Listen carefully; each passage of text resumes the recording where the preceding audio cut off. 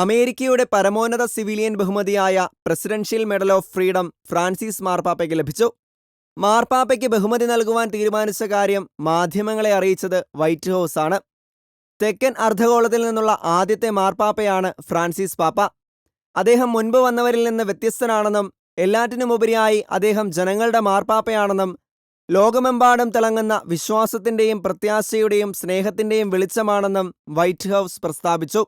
American ഐക്യനാടുകളുടെ സുരക്ഷയിലോ പ്രത്യേക രാജ്യ താൽപര്യത്തിലോ അതല്ലെങ്കിൽ നൽകിയ സ്തുത്യർഹ സേവനമോ ലോകസമാധാനം, സംസ്കാരം എന്നിവ പരിപോഷിപ്പിക്കുന്ന പൊതു സ്വകാര്യ പ്രയത്നങ്ങളെയോ പരിഗണിച്ചുകൊണ്ടാണ് പ്രസിഡൻഷ്യൽ മെഡൽ ഓഫ് ഫ്രീഡം നൽകാറുള്ളത്.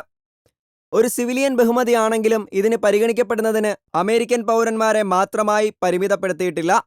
കഴിഞ്ഞയാഴ്ച നിശ്ചയിച്ചിരുന്ന റോമ സന്ദർശനത്തിനിടെ വത്തിക്കാനിലെത്തി മാർപ്പാപ്പയെ കാണാൻ ബൈഡൻ പദ്ധതിയിട്ടിരുന്നു. എന്നാൽ ലോസ് ആഞ്ചലസ് നഗരത്തിലെ കാട്ടുതീ ദുരന്തത്തിന്റെ പശ്ചാത്തലത്തിൽ വത്തിക്കാൻ സന്ദർശനം ജോ ബൈഡന് റദ്ദാക്കേണ്ടി വന്നു.